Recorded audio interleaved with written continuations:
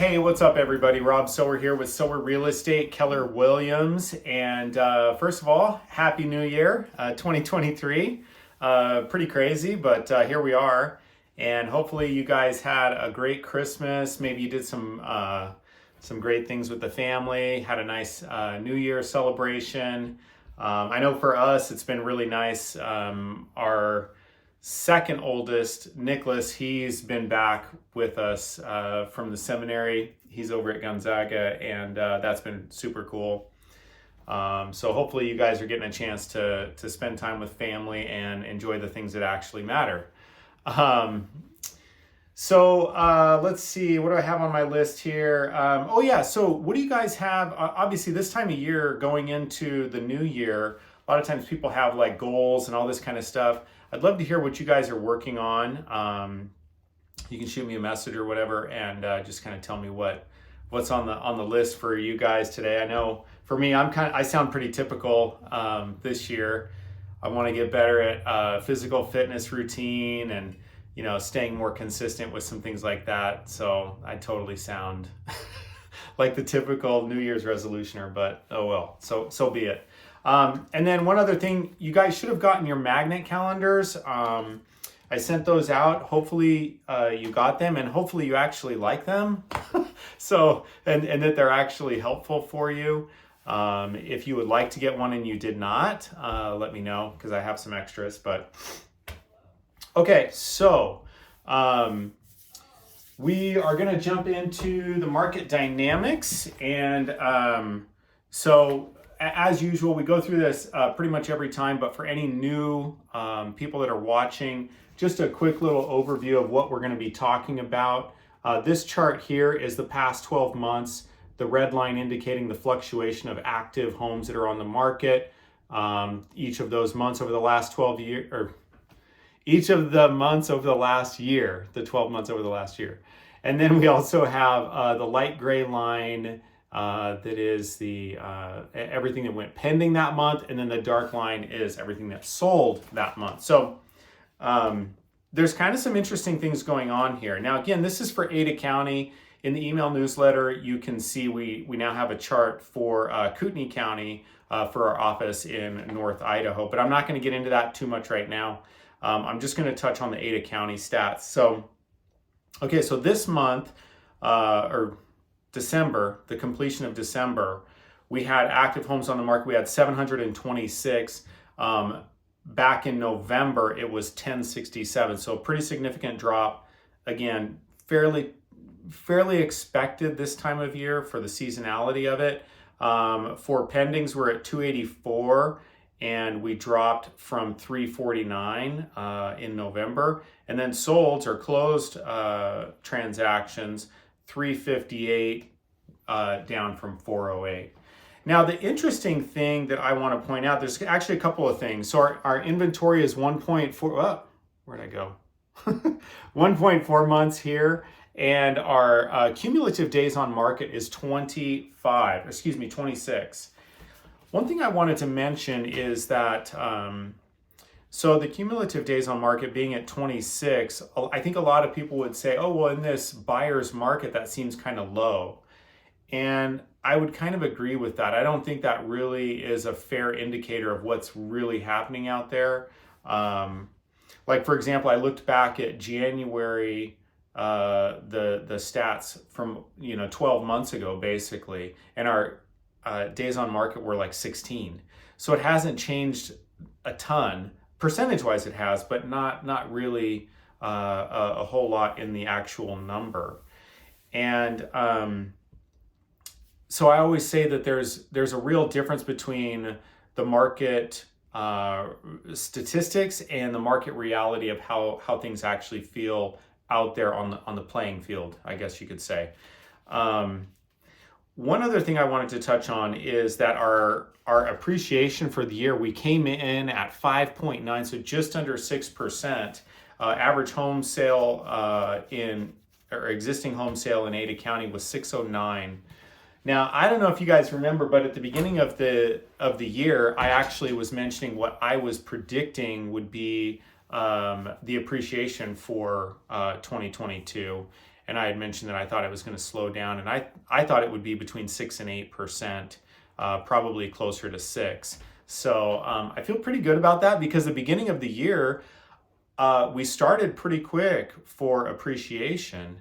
And so I just thought for sure we would be much higher than that. Those first few months, I was like, oh, I'm probably going to be way off. But anyway, it turned out to be, it came in about what I thought. Now, for what it's worth, which may be absolutely nothing, I think that 2023 is going to be lower than the 6%. That's my opinion. I think we're going to see maybe 3%, something like that.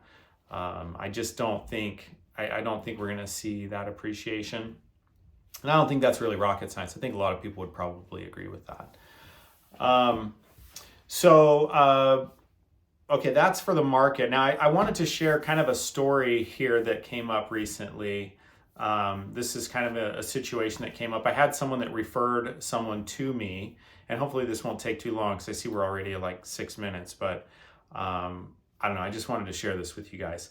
I had someone refer someone to me that is thinking about selling their home, and they were like, oh, I think I'm going to do for sale by owner, what we call a FSBO, FSBO, FSBO. And this individual, who's a financial planner, had said, well, why don't you speak with them about it? Is that something you would do? And I was like, yeah, totally.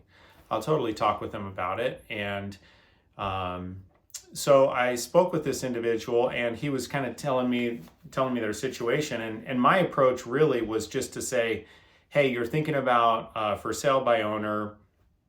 How can I help you? Like, what do you need to know from me that might help you? And so he kind of explained his situation, and apparently this gentleman he had even had his real estate license before, so he was thinking, well, yeah, I could totally do this myself. And I don't really disagree with him. And I know that may sound a little bit odd. I mean, I still think that it's best to have representation, but the reality is, there are times where maybe it doesn't make sense. And like I'd mentioned to him in our conversation, if you would have gone 12 months ago in a seller's market, I think you would have had a better argument for being able to save that commission and so forth. But I just pointed out to him that a couple of bullet points that I'll share with you guys. One of them is that, in my opinion, a real estate agent is kind of like having insurance.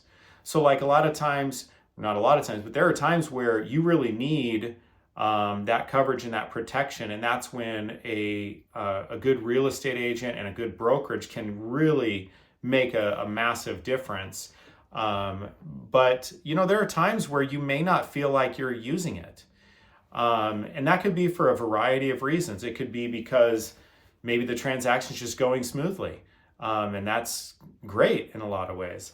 Or it might be that the realtor is shielding you from some of the stuff that's going on behind the scenes, the negotiations back and forth with the other agent, etc. But the point is that, there are some times where it may not feel like you're using the services of the realtor. The other thing is that, there are, I would say, kind of some misconceptions about the quote saving of the commission. And again, I don't want to get into this too much because I could go on and on about this. And if you guys have questions about it, maybe let me know or give me a phone call and we'll chat about it. But basically, yes, the realtor charges a commission, but you don't always get a real view of how that commission plays out. And what I mean by that is, for example, I tell people a lot of the times in real estate negotiations, that first upfront posturing, the little idiosyncrasies, the reading between the lines, the nuance of that transaction, knowing who that other realtor is, what the situation is for that buyer or seller when you're representing your client, that kind of stuff, those initial posturing aspects of things, I've seen people gain or lose 10, 20 grand in the way that those things are handled. So if you have a realtor that is really fighting for your situation and actually understands your situation, it's really hard to put a number on that commission. And like I say, sometimes it may not be a quote value, right? Like, again, you don't know. There's so many unknowns going into a transaction. But anyway, I don't want to, like I say, I don't want to get into that too much. I just wanted to share a little story with you that is kind of a behind the scenes of what we deal with, or what I deal with in real estate, so that, I don't know, maybe that can help you. And again, as I always say, if you're thinking about buying or selling, investing, whatever, and you want to just kind of talk through that without having all the pressure of, trying to, make a deal happen, let us know, and we'll be happy to help.